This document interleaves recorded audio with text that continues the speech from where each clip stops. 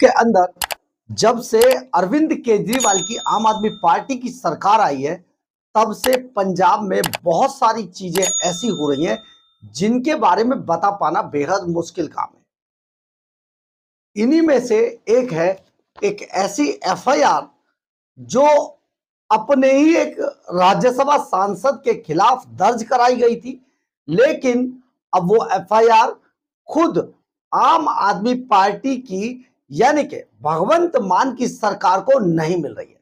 आप सोचिए जरा, एक एफआईआर है जिसे अब सरकार ढूंढ रही है और एफआईआर मिल नहीं रही है। पुलिस परेशान है, पूरी फोर्स लगा दी है, लेकिन आखिर वो एफआईआर कहां गई ये कोई नहीं जानता है। और ये FIR Arvind Kejriwal and company ने अपने ही राज्यसभा के सांसद संदीप पाठक के खिलाफ दर्ज कराई थी।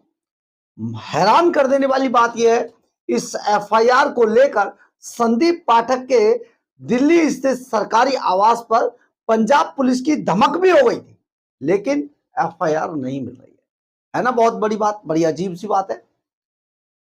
आइए इसी विषय में आपको ऐसा कुछ बताते हैं जिसे सुनकर आप हैरान रह जाएंगे।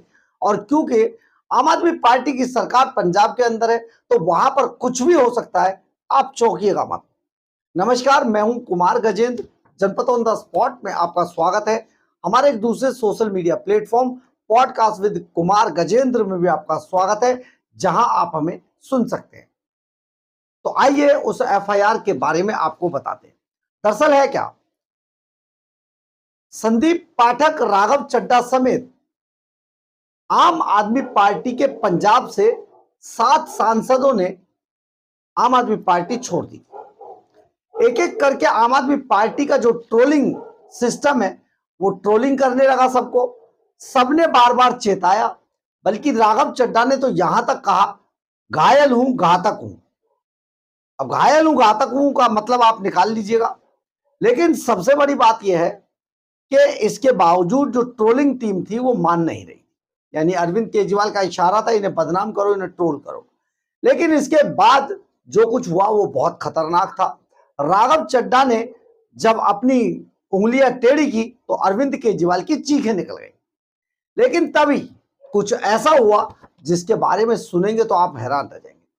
2 मई को अचानक सुबह सुबह एक खबर पंजाब सरकार द्वारा प्लांट कराई जाती है अपने चंपुओं द्वारा। और ये पंजाब सरकार जब प्लांट कराती है अपने चंपू पत्रकारों से इस खबर को, इस खबर का मजमून था कि संदीप पाठक के घर पर पुलिस पहुंच गई। और संदीप पाठक के घर पर पुलिस क्यों पहुंची? क्योंकि संदीप पाठक के खिलाफ पंजाब में 2 एफआईआर दर्ज हो गई। एक एफआईआर थी महिला उत्पीड़न की और दूसरी एफआईआर थी भ्रष्टाचार की। संदीप पाठक खुद भी हैरान रह गए कि ये मेरे खिलाफ कैसे हुआ।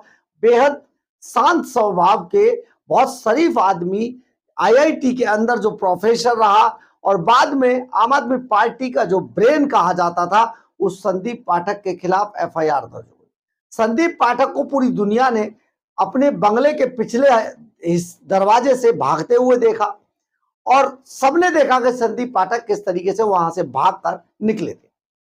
लेकिन सबसे बड़ी बात यह है, वक्त जैसे जैसे गुजरा, कार्रवाई आगे बढ़ नहीं रही थी। संदीप पाठक पर लगातार गिरफ्तारी की तलवार लटक रही थी। अभी तक ये सारा मामला आपने डिजिटल अरेस्ट और डिजिटल जो फ्रॉड होते हैं, फ्रॉडिया होते हैं, उनसे ही सुना था। लेकिन अरविंद केजरीवाल एंड कंपनी यानी कि पंजाब के अंदर मौजूद भगवंत मान सरकार इस तरीके से फ्रॉड करेगी, ये किसी ने भी नहीं सोचा था। ये एक तरीके का डिजिटल फ्रॉड ही था। खैर, जब संदीप पाठक लगातार पुलिस के जवाब का इंतजार करते रहे और कुछ नहीं हुआ, तो संदीप पाठक अचानक पंजाब हरियाणा हाईकोर्ट पहुंच गए। पंजाब हरियाणा हाईकोर्ट के अंदर संदीप पाठक ने एक एप्लीकेशन फाइल की और उन्होंने पूछा कि मेरे खिलाफ जो एफआईआर दर्ज हुई है, उन दोनों एफआईआर के बारे में डिटेल में बताया जाए और मुझे बताया जाए कि वो कौन कंप्लेनेंट है, कहां पर दर्ज हुई है, मैं ताकि आगे कानूनी कार्रवाई कर सकूं। इसके अलावा संदीप पाठक ने ये प्रोटेक्शन भी मांगा था पंजाब हरियाणा हाईकोर्ट से कि अगर मुझे, जब तक मुझे पूरी बात पता ना चले तब तक मुझे गिरफ्तार ना किया जाए। पंजाब हरियाणा हाईकोर्ट ने फिर एक जो आम आदमी पार्टी है, भगवंत मान सरकार को एक नोटिस इशू किया और उनसे जवाब मांगा कि संदीप पाठक के खिलाफ जो भी कोई मामला हो आप उसे कोर्ट में बताएं। शुक्रवार तक का टाइम था। शुक्रवार को जब ये सरकार कोर्ट के अंदर पहुंची तो सरकार ने वहां पर जानते क्या कहा, हम ढूंढ रहे हैं, देख रहे हैं, हमें मिला नहीं है कोई भी दस्तावेज। यानी कि संदीप पाठक के खिलाफ कोई एफआईआर दर्ज ही नहीं हुई थी। और अब फिर से पंजाब हरियाणा हाई कोर्ट के अंदर भगवंत मान सरकार ने टाइम मांगा है और उन्हें अगले शुक्रवार तक का फिर वक्त मिला है। तो आप जरा सोचिए किस तरीके की बात थी। एक एफआईआर अगर इतने दिनों के बीच में 2 तारीख से अब तक लगा लीजिए कितने दिन हो गए, अगर वो एफआईआर नहीं मिली है तो इसका मतलब एफआईआर गई कहां। एफआईआर तो पुलिस दर्ज करती है, तो पुलिस ने दर्ज की नहीं, पुलिस को मिल नहीं रही है। सरकार ने दर्ज की थी तो सरकार को नहीं मिल रही है।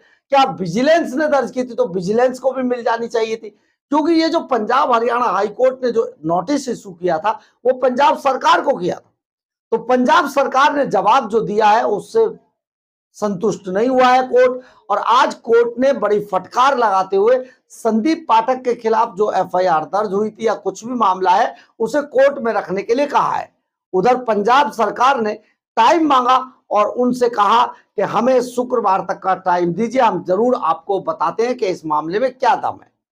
खैर, ये तो जो भी बात हुई, लेकिन आप जरा सोच कर देखिए, क्या कोई सरकार आज तक ऐसी हुई है जिसको अपने ही जो स्टेट है उसके अंदर दर्ज एफआईआर के बारे में जानकारी ना हो।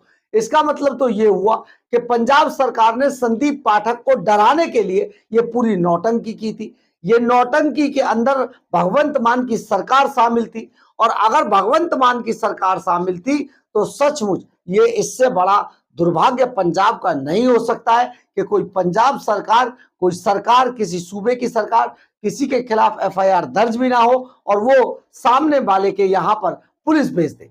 सचमुच ये बहुत दुर्भाग्यपूर्ण है। लेकिन अब इस मामले को लेकर भगवंत मान की सरकार पंजाब हरियाणा हाईकोर्ट के अंदर फंस गई है।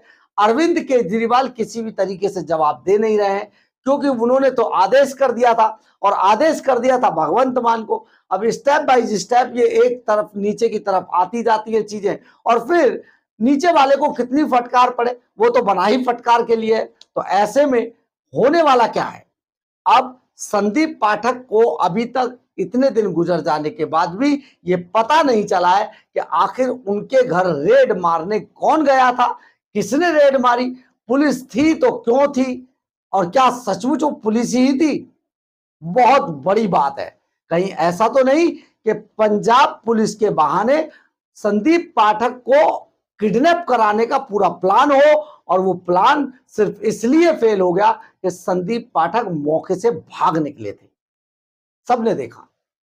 तो आप सोचिए पंजाब में किस तरीके का खेला किया जा रहा है, और डिजिटल अरेस्ट करने वाले या डिजिटल जो फ्रॉडिये हैं उनकी तरह उन्हीं के रास्ते पर पंजाब सरकार चल निकली है। बहरहाल, अगर आपको हमारी ये खबर अच्छी लगे तो आप इसे लाइक, सब्सक्राइब और शेयर जरूर करें। कमेंट्स बॉक्स में अपनी राय जरूर लिखें, इससे हमें बहुत बहुत बहुत ऊर्जा मिलती है। जय हिंद, जय भारत।